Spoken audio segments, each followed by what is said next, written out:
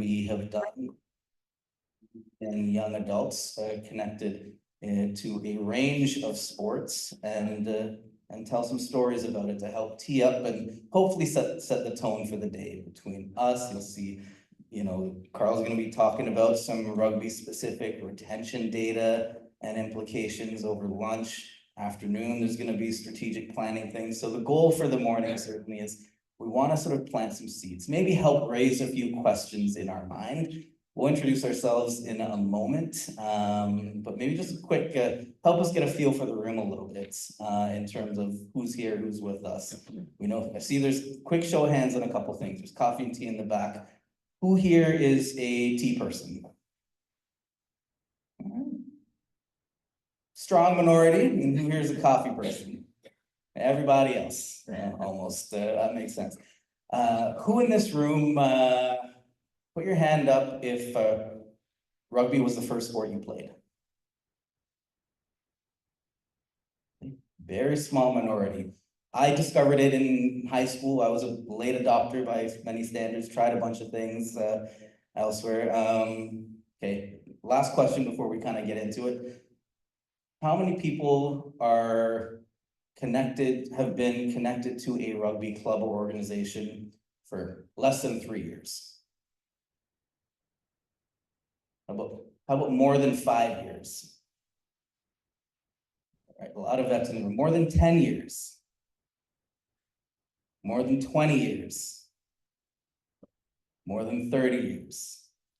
All right, I won't go higher than that, but seeing there is an impressive level of leadership in this room. And I just want to sort of say on behalf of us, just an honest thank you. We're out here on the morning, on a Saturday when it really feels like we got winter for the first time this past week and some weather. I got a lot of family out in the prairies in Saskatchewan and Alberta who make fun of us for what we call winter, but like that's a different story entirely. But it's not easy to be in sport right now. There's so many things going on. The past sort of X number of years has had so many different sort of challenges to our system, sport organizations, clubs, associations, from like health and safety protocols, transitioning out of pandemic return to plays, to EDI things, safe sport things, sustainability things. Revenues and membership probably aren't keeping up. Like it's a really tough time for those in the weeds, and we just want to just extend a sincere appreciation and really big up yourselves for being here and working on things. So clap it up, and then we'll kind of get into the slide. So we were supposed to be here with a third member of our team, Beth Lennox. She couldn't travel at the last minute, so Jasmine and I will hold it down. Quick words of introductions about ourselves to tell you a little bit about ourselves and how we kind of got to this moment. So I myself am Bryan. I live in Toronto now. I am born to a father who has a lot of prairie roots. Going back, got kicked out of Ireland for various reasons and settled in Canada for other reasons, and in the prairies, eventually came to Toronto, where he had me and my sister. My mom's side traveled further distances from India to Trinidad to here in Canada, where sort of when we for both sort of my maternal and paternal lines, a lot of sort of Commonwealth roots in their kind of sporting histories, mostly on the cricket side. Eventually kind of came, when I was a kid, traded that bat in for a baseball bat in a lot of ways because it was sort of heavily promoted by sort of my local schools and their facilities and parks and things. It became easy to get into. I discovered sort of rugby in high school. Wasn't very good, but tried really hard, and had a team who really kind of made me feel like I was part of this thing that mattered, even though I was terrible. And it was a really wonderful kind of feeling that has sort of stayed with me. I grew up thinking I was going to be a science kid. Spent a lot of time kind of working in a lab. I thought I was going to get in a lab, find a cure for some disease. Once I actually had the experience of working in a lab, I realized I didn't want to work in a lab for the rest of my life. Did a few kind of left turns, found myself into sort of public health and more like healthy living.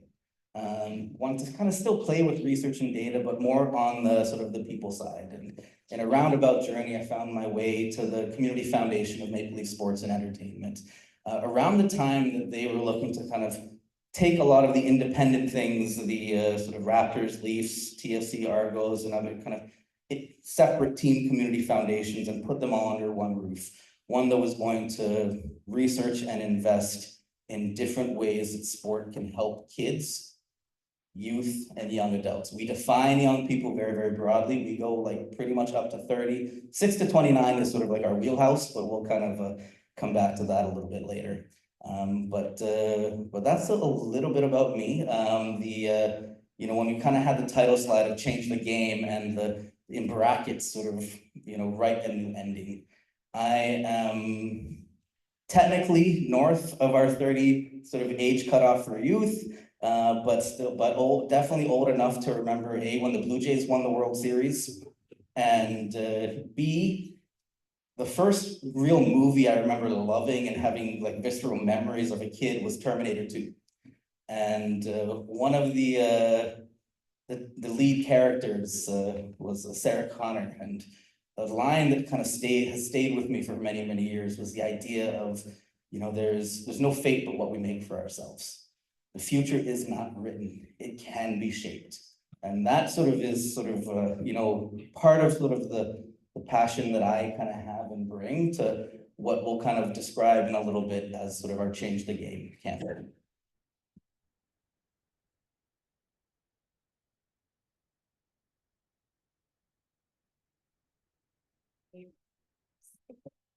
Hello, there we go, that works. I'm Jasmine, nice to meet you all today, and good morning. Thank you for coming out here on such an early day. I really appreciate you all for showing up, and it's just a testament to this organization and how passionate you guys are about your sport, and kind of what led me to where I am today as well as that passion I have. So I grew up in Kitchener-Waterloo, not too far from here, and I was actually introduced to the sport of rugby in high school, and it was the first sport that I played. It was relatively cheaper than the other sports that were offered at my school. So that made it very appeasing to my parents to have me in something that will keep me occupied and out of trouble. And not that I was causing a lot of trouble, but just something to do, right?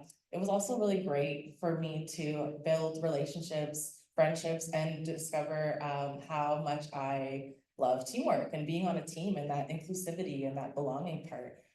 That really shaped a lot of my friendships that I still hold dear today.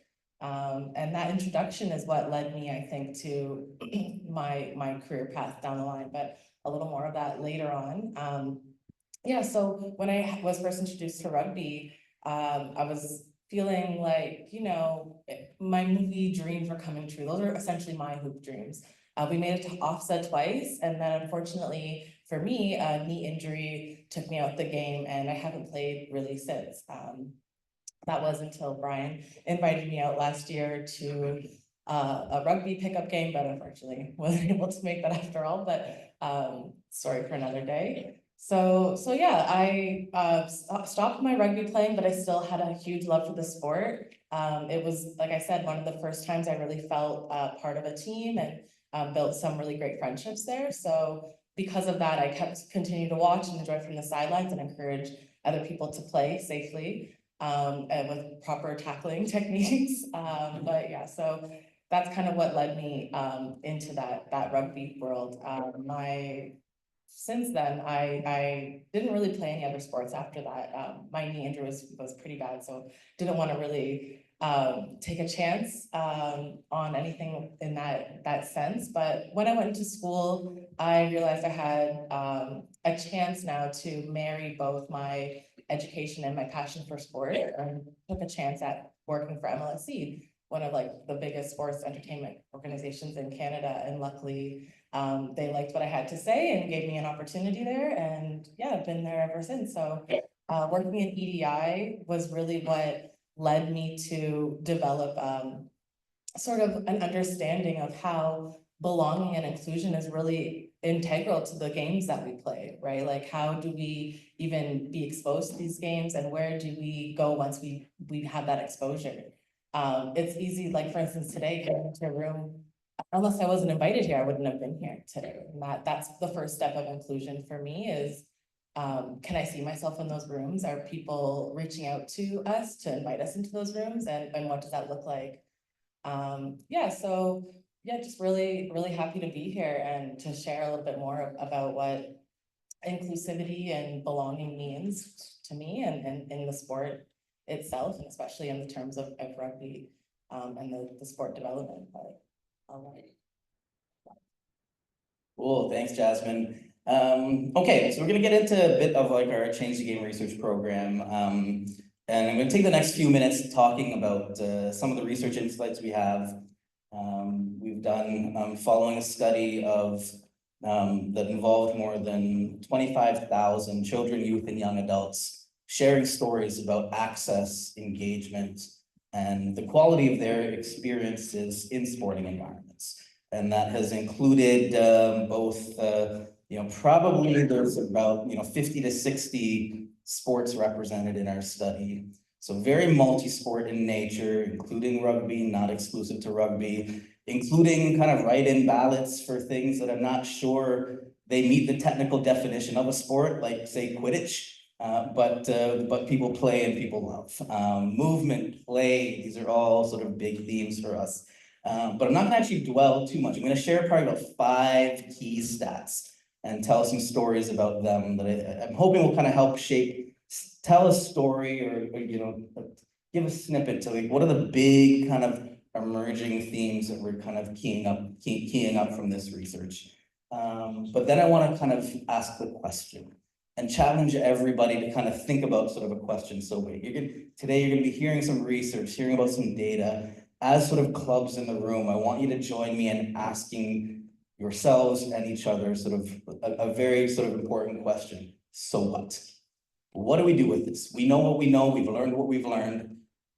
What can we actually do to create lasting and fundamental kind of changes or improvements within our clubs, with the people who we're serving in our sports, with the people who we want to engage and serve more? Retention and growth are on the minds of many of us.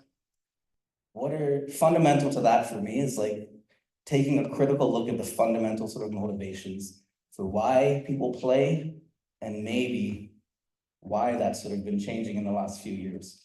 Related to that, I do, on a voluntary capacity, I am working with the Rugby Ontario team and their Build Belonging Legacy Committee. We're working on sort of doing a couple things to really help translate some research themes into practice, connected to ideas related to belonging, really working to connect the dots between practical things that can be implemented. And so many times that, I see, and, researchers, like many of the ones that I'm connected to were guilty of kind of thinking about reforms and changes to sport and really misaligning our recommendations, kind of things that might be like system-wide or NSO things that we're not comfortable talking in ways that are very practical and tangible for people who are doing work on the ground.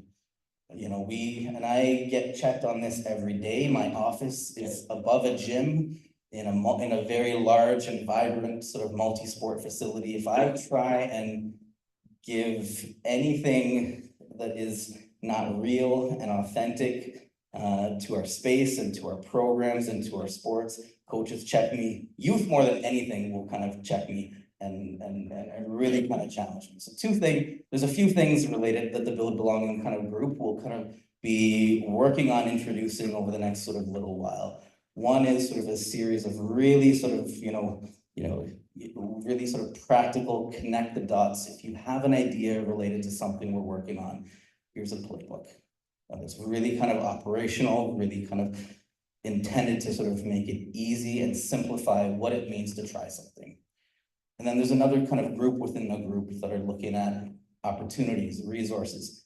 If you have a great idea, but might need some additional sort of resources, capacity to kind of help pull it off. We're kind of exploring, updating a big scan of not just sort of grants and opportunities, but what are some ways that we can kind of leverage, whether through Rugby Ontario or at an individual club level, some additional opportunities and resources beyond sort of the regular kind of ones that we all kind of go to and point to that may be increasingly relevant to the kind of work that we are doing. But when we think about kind of themes of retain and grow, there are different implications, questions, topics, initiatives you can kind of think about that connect back to kind of how people are playing. Whether we're thinking about competitive, elite, high performance streams versus recreational kind of try, learn, be part of something for the first time at whatever stage of life you're in. Which people are playing? Which people do you want to be playing who may not be enough right now? Where do people play? Are we talking about schools? Are we talking about facilities? Are we talking about spaces sort of governed by sort of parks and rec and forestry departments? So where matters, location, transportation, travel, all the things. How people play, with whom people play. Increasingly we're seeing a lot of reasons that we'll kind of get into on sort of social factors and wanting to be able to kind of be part of something in a sport, not just compete, but also do so with people people you like, friends, peers, all the things. It's why we play. It's we're gonna talk about for the next little while.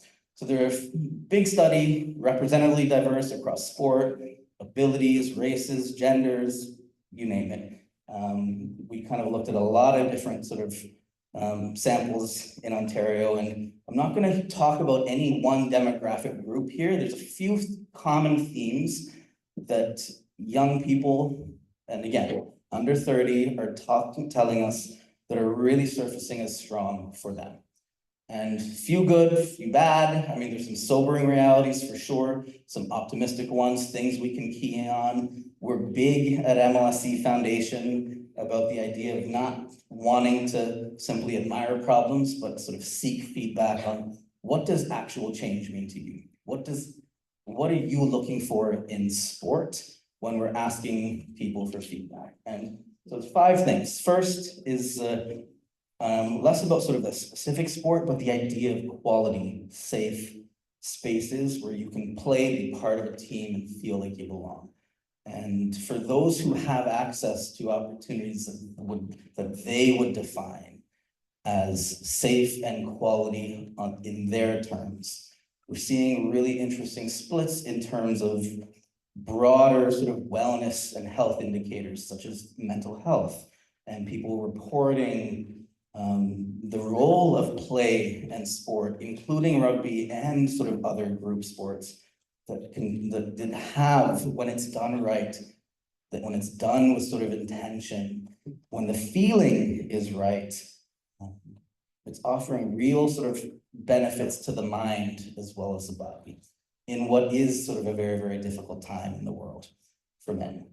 The second is that sort of 51% figure that's up on the board behind me is something that we're kind of seeing and we've really been tracking more closely for the last sort of 2, 3, 4 years, the emergence of having friends or peers that you can play with, someone you can trust, someone that you know as being an enabler to making a decision to sign up for something or sign your kids up for something. Not really knowing from the outset what an environment is before you're going in, to be able to kind of go in, sign up for experience with somebody you know, be in a place that is supportive of friendship, quality relationships, connectedness from the jump, in addition to kind of what that is. And I look at research both from like sport, from business, from all sorts of things.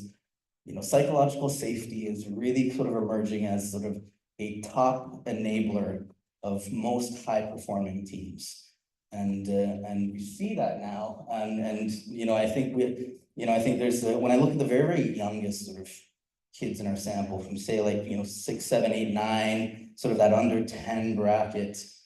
At this point, we're almost at 2025. From like a brain development space, most people in the youngest cohort in our study do not have a functional memory of life before lockdown in this province. That is sort of the baseline. For those of us who are a little bit older, we sort of have that kind of before and after life comparison. But for an entire generation of young people, future athletes on the rise, on the come up, that's their baseline. An increasingly digitized world where their life was very, very insular, where it's harder to kind of see friends. Coming out of that is taking time. Social anxieties are a little bit more prevalent. It's harder to sort of make friends, be with friends in the real world, and people are adjusting at different rates and are having some real challenges. So when we're thinking and sort of when we're hearing stories that connect back to these themes, it's a lot of that.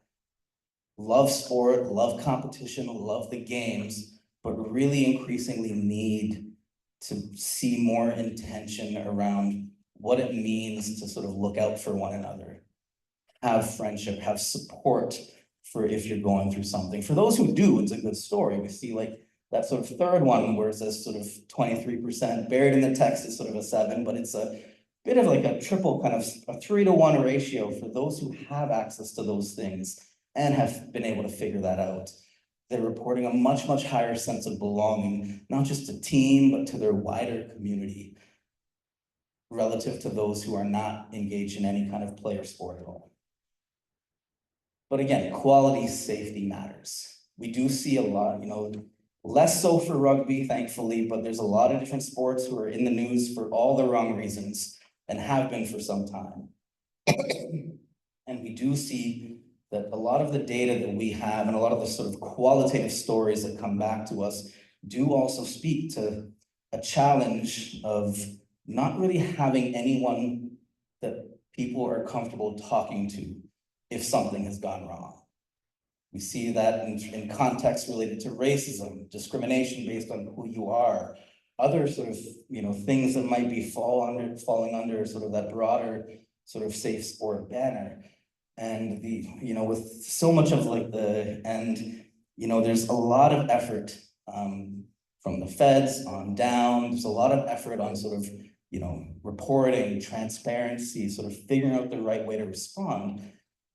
But if we're not taking care of sort of the culture, if people don't feel like a teammate or a coach would have their back when something has really kind of gone off the rails, that can be really disheartening and really kind of gut-wrenching without any sort of outlet to speak to about something.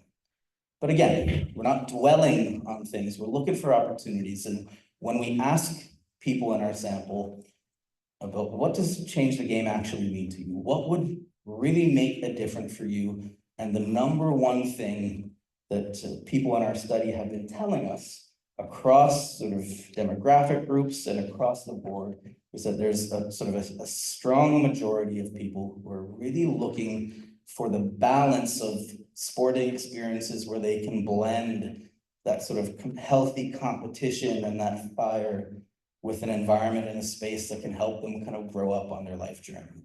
The language of sort of life skills, social development, they come up a lot. And when we kind of think about kind of the so what of it all, a debate I have with sort of lots of coaches across different sports is that the extent to which these sort of things, these sort of like softer kind of soft skills, like that, that like sort of teamwork, communication, friendship, if you ever come to sort of the gym that I work out of, I'd love to show you around, but there's all kinds of like cheesy slogans on the wall, from like tomorrow's built today to find your finish line to like, build grit, be your best self. Like, we drink the Kool-Aid on all the things that sport could possibly be, like, and I fully do. But the big debate that I have with sort of coaches and mentors is the extent to which those sort of softer skills that are becoming more paramount are caught versus taught in sport. If we work the accessibility kind of barriers and we make it easier for someone just to get into the game, do those things come along naturally, or do you still got to work it? Do you got to coach it? Do you got to teach it? Do you got to facilitate it?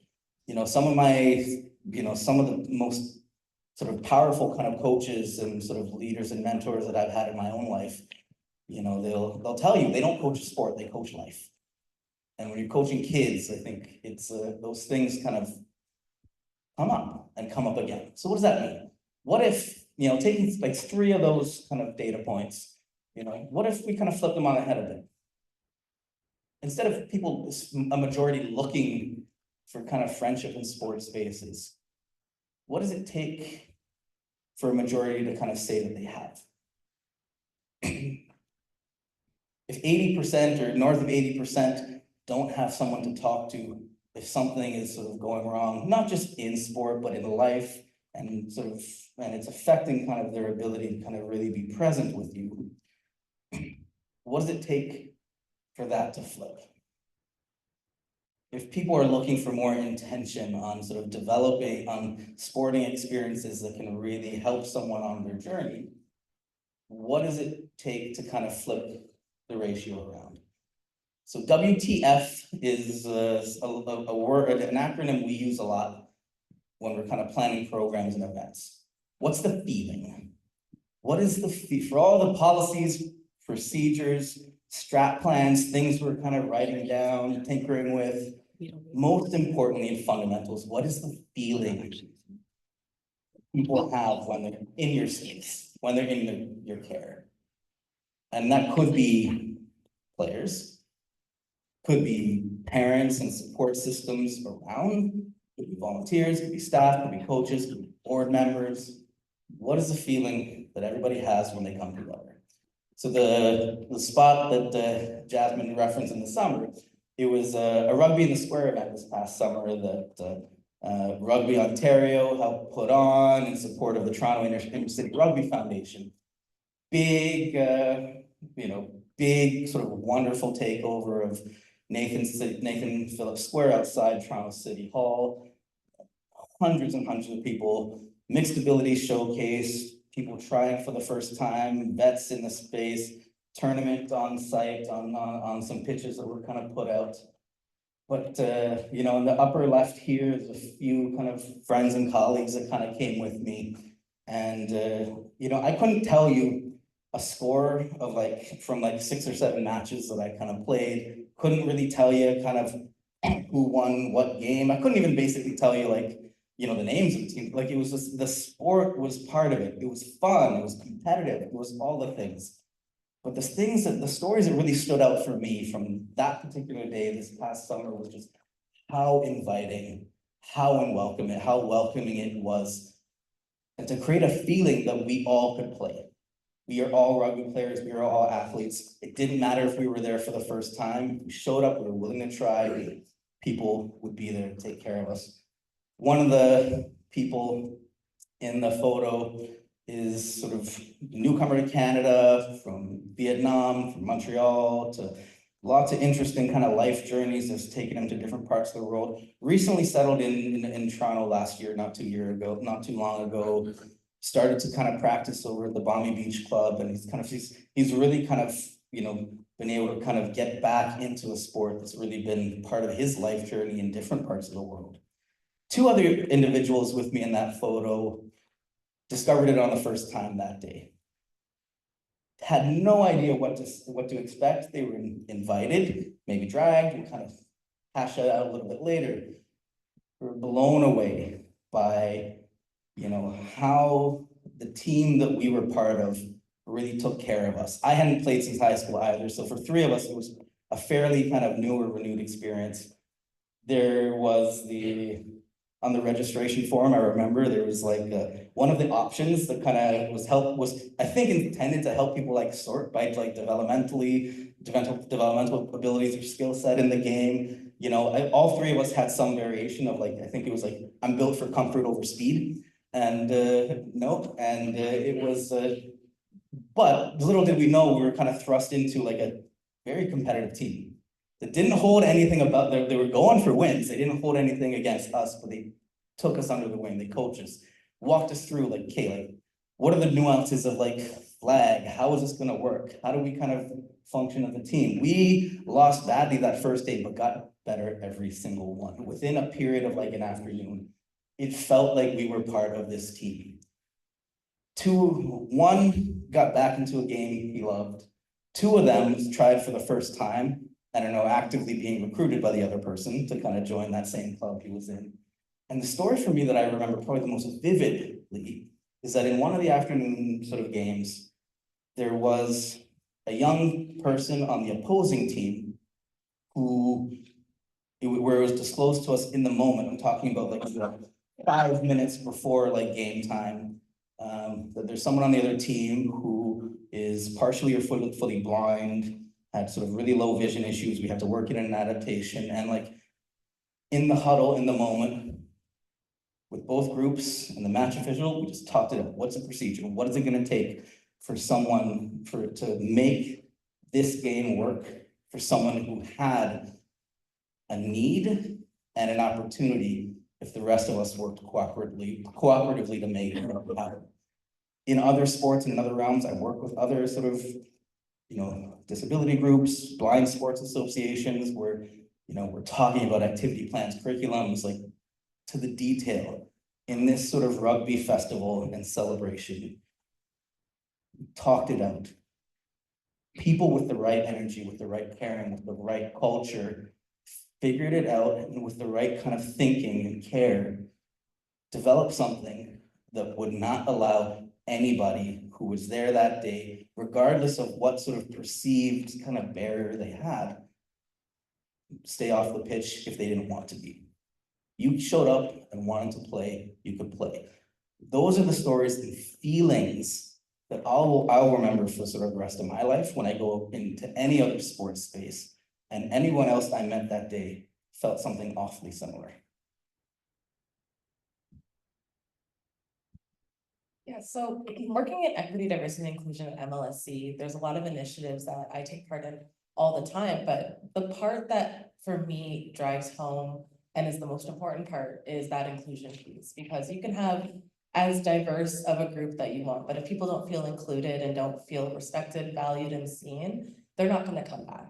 So just taking it back to my story a bit, when I was in high school and introduced to the sport of rugby, it was really just my friend group that, we got together and said, hey, you know what, let's all sign up for a sport, let's do something together as a team, might be fun. Had never heard of the sport of rugby before ever. It wasn't really that big into sports, but I thought, if my friends are doing that, why not? Might be fun. Turns out that we were actually quite good at it. Made it to OFSA twice, which was amazing, and kind of rode that and was on a bit of a high from that experience and how well our team was. And I realized that what set our team apart from everyone else was not only was our team so diverse in terms of abilities, just demographic and the way that we communicated with each other, but we also had a really great camaraderie with each other. We all felt included, and we all felt like that we belonged on the team.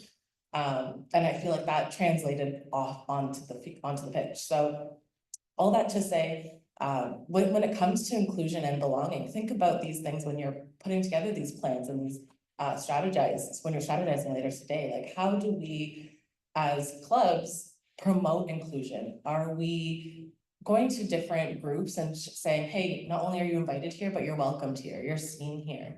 How does that feel? Going back to that, what the feel is. What is the feeling that you want people to get when they join the sport? What kind of emotions are they do come up when they enter these spaces, or they're learning something new for the first time? It doesn't necessarily have to be something about, okay, do you have the skills and abilities? It's more like, are you willing to speak their language, so to say? Like, are you willing to communicate in a way or in places where they will be able to receive those invitations or those promotions that you're putting out? Always think about, the places that you're reaching, and is there something else that you can do to supplement that and to help bring about that feeling of inclusion and inclusivity. I know when I first told my parents that I was joining rugby, they were also just like, okay, sure, like rugby, what is the sport? My dad had heard of it before, but my mom was just no clue. They came to my first rugby game and they're just like, this is what you're doing? This is the sport that we signed you up for? A little concerned, but then when they saw how excited I was to go to practice and how well, of course, our team was doing, that's when their support started to lean in a bit more. Just gonna brush over the fact that they said, I told you so once I hurt my knee, but that's neither here nor there.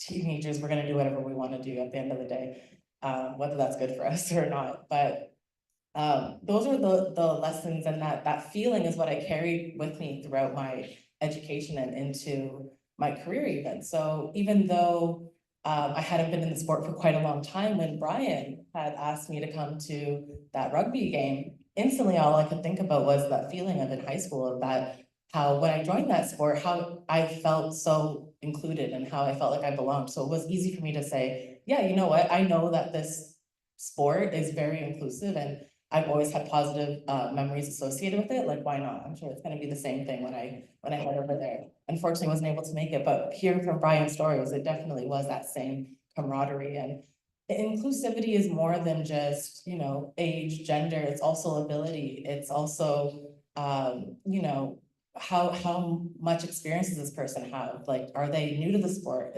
Are they veterans? So that can be translated in all sorts of areas throughout your planning and your strategizing when growing this game. But yeah, so that's just some of the things that are important to me in terms of when I see EDI in something. I'm always focused on that belonging, that inclusion piece. How are people championing that on and off the pitch? And is it embedded in your culture, in your team, in your language, and the way that you speak to people?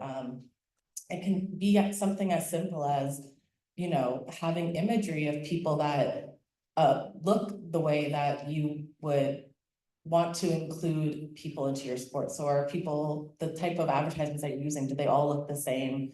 Are they accurately representing the team that you're on? I know right now is a really huge year for women in sports, where this is probably one of our most profound times in sports, where we have a new WNBA team, we have a PHW, new women's hockey team. There's all these new leagues coming up, and there's already more talk and promotion around women in sports. So maybe that's something that you can also take into your own plans when trying to grow the sport itself, not just to men, but also to women and people of all backgrounds, gender, races. Just something to think about when putting together your plans in the future. But yeah, I just really wanted to, you know, share the story of how rugby was so great to me, and just wanting to pay that forward, and hope to inspire you all to do the same. Thanks, Jasmine, and just to quickly kind of maybe wrap up a little bit, you know, this is kind of the last slide we kind of have here, and you know, there's a lot of good sessions on tap today, a lot of, you know, other good conversations to have, and just wanted to kind of recap the so what of it all. You know, I want to kind of challenge and leave everyone with a question to think about, like, if this is a rugby development day, what is your next move to develop the sport of rugby, wherever you are, in whatever capacity you have? What does that look like? Do you have a great idea? What does it take to pull it off? Do you need some additional resources? If so, what are they? Have those conversations today. Think about it. Meet someone who you haven't really spoken with in a great deal. Share something you want to do, and see who's there to kind of help and support. And to kind of role model a little bit of what sort of that for myself, we want to kind of think about, okay, what are practical kind of next steps that we can take that can collectively move this sport forward? I'm looking for a very positive, strength-based sort of analogy or way to phrase, you know, what's the opposite of like death by 1,000 cuts? Like, what is that on mass, on aggregate? So one small specific thing that I want to take away that's connected to our work. So at MLSE Foundation, in addition to kind of maybe programs we run, we do a lot of work directly with organizations and sports and across communities to think about how sport and sort of developmental sport can kind of figure into their plans. What does that look like? You know, and we're building on some of the things from the research in terms of, you know, coaching curriculums, developmental pathways that consider both competition and life skills development. We also fund and provide resources. We do research, we do policy work. We also have a community foundation that provides an annual granting program, maybe a couple times a year, for organizations who are increasingly looking to be intentional about sort of working those life skill outcomes into their sport. Now, one of the things that we now historically, given some of the relationship with sort of federal rules and how our sort of charitable mandate is set up, historically, we've had to prioritize applicants who may have who have had a sort of a charitable registration number. A lot of sport clubs and associations don't. So we've been kind of doing workarounds with sort of non-qualified donees, figuring out trustees, all the things. But there's some work that we can do on our end to continue to make grants, dollars, resources to simplify how they can be accessed for everybody. We know this, it's been taking time, we're working through it, but in terms of a possible next move, that's one of those things that I bring back. If we're in the business of helping people provide quality, safe experiences across sports, we have to also think about kind of what are some of the next moves that we can take to change the game, while we're also challenging everybody here to think about what's your next move on your journey in rugby in whatever capacity you can control. So I'm going to call Jocelyn back up to kind of wrap us up and set up the next segment. But again, just to recap from the top, really grateful and appreciative for everybody who kind of came out today and is listening in on this Saturday morning, willing to kind of roll up your sleeves and get to work and help build this sport forward. It is, it's not easy, but seeing, you know, the amount of people in this room, I thought we'd kind of cap out the vet list at like 15 names or so, but I think we could probably kept going for, you know, for a lot longer than I actually did. So just say a final thank you. And one of the things that we like to do within sort of our space is to, you know, say big up yourselves and those around you. So I want to thank you for being here, and let's just clap it up for each other.